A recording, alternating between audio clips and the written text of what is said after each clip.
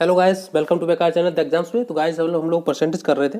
Percentage में अभी जो चुनाव बेस्ड क्वेश्चंस होते हैं उनको देख लेते हैं और वही हम कर रहे थे। पहले वीडियो में मैंने वही बताए थे क्वेश्चंस जो चुनाव बेस्ड थे। तो चलिए इसमें भी उसी तरीके के क्वेश्चन करने वाले हैं। इसमें कुछ एडवांस लेवल के इसलिए में, तो इसमें पहले बेसिक को समझ लेते हैं। लास्ट वीडियो में मैंने बताया था, लेकिन इसमें भी मैं आपको समझा देता हूँ कि उसका बेसिक क्या रहता है। जैसे मान लेते हैं किसी गाँव में 100 यूनिट थे, मतलब 100 लोग ही मान लेते, मैंने उनको यूनिट में ले लिया। मान लीजिए 100 यूनिट थे, ठीक है ना। तो सब लोग वोट डालने तो जाते नहीं हैं। आपके गांव में भी चुनाव ना होते तो 100% लोग वोट डालने नहीं जाते हैं। तो 100 लोग थे, उसमें से मान लेते 40 लोग 40 यूनिट वोट डालने नहीं गए। तो लोग डालने कितने जाएंगे? जब 100 वोट्स थे 40 डालेंगे तो बचे कितने? 60 जो यूनिट थे वो वोट डालने गए, ठीक है ना। जब 60 वोट डालने गए तो हुआ क्या, इसमें से भी कुछ लोग पहली बार वोट डालने गए थे। जब पहली बार वोट डालने गए उनको जानकारी नहीं थी, क्योंकि जो प्रधानी चुनाव होता है या मुखिया का चुनाव होता है उसमें क्या होता है कि जो वोटिंग होती है वो स्टाम्प से होती है, क्योंकि उसमें ईवीएम यूज नहीं होती है, इसलिए तो पहली बार डालेंगे, उनको जानकारी नहीं थी। तो मान लेते इसमें से 10% जो थे, 10% न कि यूनिट, वो वोट को इनवैलिड कराए। क्यों? क्योंकि उन्होंने गलत जगह पे उसका अपना स्टाम्प मार दिया, इसलिए वो गलत हो गया। तो इसका 10% निकालें तो कितना निकलेगा? 60 × 10 बाई 100 कर देंगे तो कितना आ जाएगा? 6। मतलब 6 यूनिट है जो है, 6 यूनिट इनवैलिड हो गया। तो बचा कितना? 60 में से 6 यूनिट इनवैलिड हो गया तो बचा कितना? 54 यूनिट।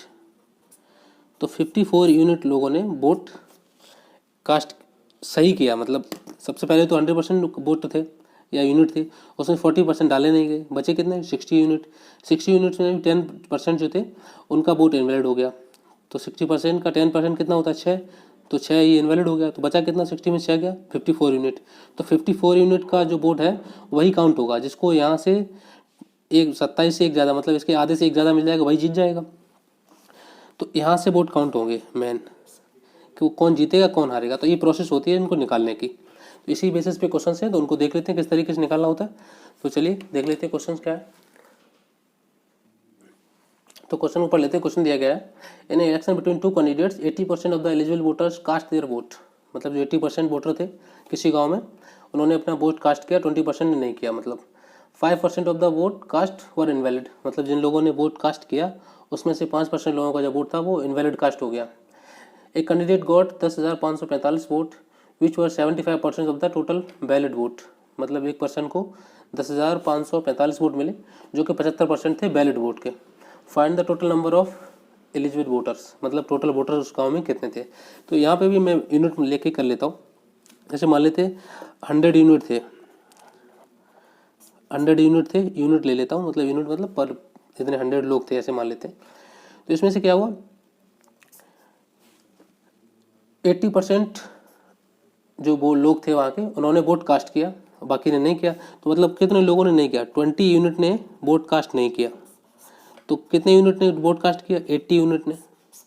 80 यूनिट ने वोट कास्ट किया। बोला गया कि जिन लोगों ने वोट कास्ट किया, ये लोग कास्ट किए वोट या डाला वोट 80 यूनिट ने। तो बोला कि 80 यूनिट में जो 5% थे उनका जो वोट था वो इनवैलिड हो गया इसमें से, क्योंकि ये तो डालने नहीं गए, जो डालने जाएंगे उन्हीं में से तो इनवैलिड होगा ना। तो इसका 5% निकालेंगे, क्योंकि इसमें से 5% तो इनवैलिड हो गया। तो 80 × 5 बटे 100 कर देंगे तो ये कर देगा 20 × 80 20 500, 5 से 5 कट जाएगा, बचा कितना? 4। तो इसमें से 4 यूनिट है ये इनवैलिड हो गया, इनवैलिड। तो बचा कितना? 80 में से 4 यूनिट चला गया तो कितना बचेगा? 76 यूनिट। तो वैलिड वोट कितने हैं? 76 यूनिट। तो बस इसी हार जीत किस में से होती है? जो वैलिड वोट होते हैं उसी में से हार जीत होगी ना। तो आगे यहीं से बोला गया है कि which a candidate got 10,545 vote which were 75% of the valid vote. तो वैलिड वोट कौन से? वैलिड वोट यही तो है, ये वाले। तो इसको मिले हैं उसको 75%।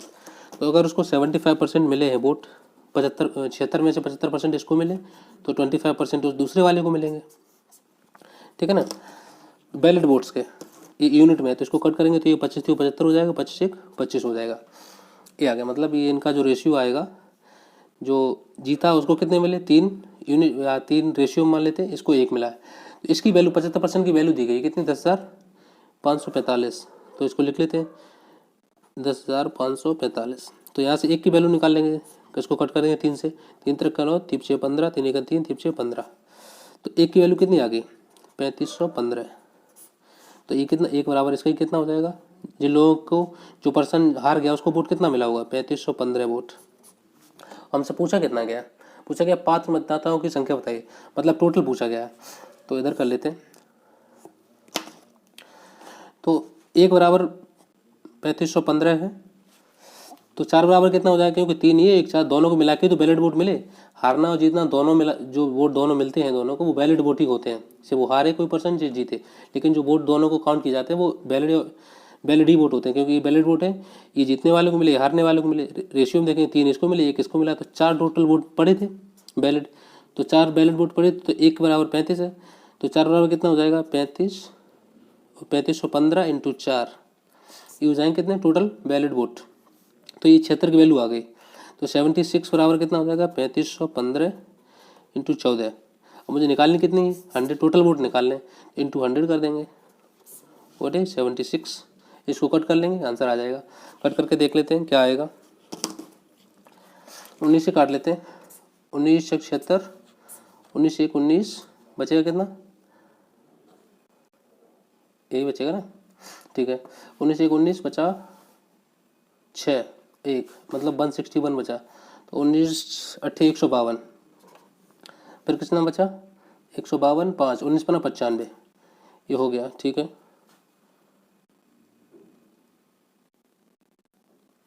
अच्छा यहाँ पे ये 4 था, सॉरी ये 4 था, यहाँ पे 14 में लिख दिया मैंने। तो 4 से 4 ये कट गया, ठीक है ना। तो ये बचा कितना 185 इंटू 100, तो ये कितना आ जाएगा 8500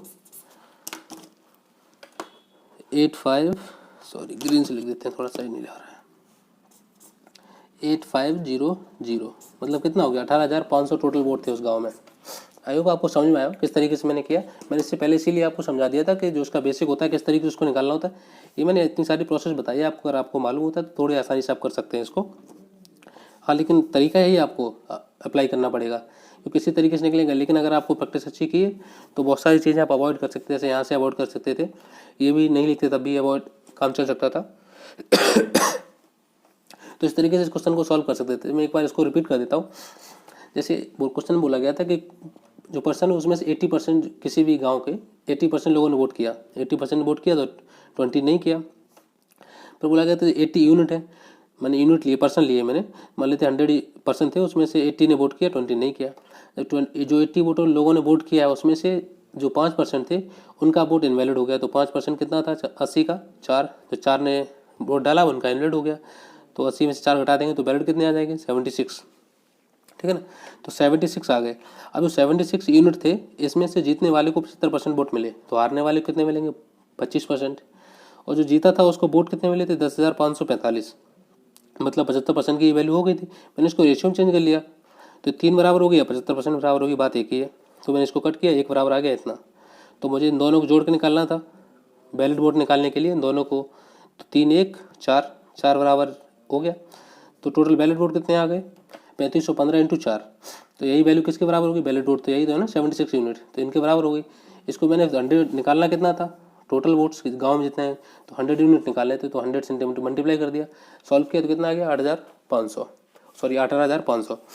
तो आई होप आपको समझ में आएगा किस तरीके से मैंने सॉल्व किया। कन्फ्यूजन भी होगी, आप एक दो बार देखेंगे या अपनी तरफ से ट्राई करेंगे क्वेश्चन इस तरीके के, तो आपको अच्छे से और समझ में आएगा। चलिए 1 2 क्वेश्चन और देख लेते हैं, जिससे कि आपको थोड़ा सा कॉन्सेप्ट और क्लियर हो। तो चलिए नेक्स्ट क्वेश्चन देख लेते हैं। तो चलिए नेक्स्ट क्वेश्चन इसको रीड कर लेते हैं। दिया गया सेम क्वेश्चन है उसी तरीके का, आपको उसी तरीके से सॉल्व करेंगे। आप एक बार ट्राई कर सकते हो, उसके बाद देख सकते हैं किस तरीके से मैंने किया। तो क्वेश्चन को पढ़ लेते हैं। बोला गया in election between 2 candidate 10% of the voter did not cast their vote, मतलब जो जितने लोग थे उसमें 10% लोगों ने वोट ही नहीं दिया। And 5% of the votes polled were found invalid, मतलब जो वोट डाले गए उसमें से भी 5% जो वोट थे वो इनवैलिड हो गए। The successful candidate got 55% of the valid votes, मतलब जो पर्सन जीत गया चुनाव को उसको 55% वोट मिले। एंड कितने से जीत गया 1710 वोट से जीत गया। How many votes were enrolled, मतलब कितने वोट उस गांव में थे। तो सेम तरीके से निकालना है इसको भी। मान लेते 100 यूनिट थे गांव में, उसमें 10% ने दिया नहीं वोट, 10%, इसका 10% कितना होगा 10 ही होगा। तो मतलब 10 यूनिट ने वोट दिया नहीं, तो कितने ने दिया 90 यूनिट ने। तो मतलब कितने लोग 10% लोग डालने नहीं गए, ये तो लोग डालने नहीं गए, डालने कितने लोग गए वोट, इतने लोग 100 में से। बोला कि इसमें से भी 5% जो थे वो वोट डालने नहीं गए, सॉरी नहीं, वोट डालने गए लेकिन इनका वोट इनवैलिड हो गया क्योंकि उन्होंने गलत जगह पे मोहर मार दी होगी, इसलिए उनका इनवैलिड हो गया। इसका 5% निकालेंगे तो कितना आएगा, निकाल लेते हैं। 5 इंटू 90 इंटू बराबर 100 कर देंगे इसका, क्योंकि 5% निकाला है ना 90 का, इसको काट देंगे, 5 से 2 को काट देंगे तो ये कितना आएगा 9/2, इसको काटें तो कितना आएगा 4.5। तो 90 का 5% कितना होगा 4.5 यूनिट। ये कौन लोग, ये वाला जो हो गया ये हो गया इनवैलिड वोट, मतलब जिन लोगों ने वोट तो डाला लेकिन इनका जो वोट था वो गिना नहीं जाएगा। तो इसमें से इसको माइनस करते हैं कितना आ जाएगा 85.5 यूनिट।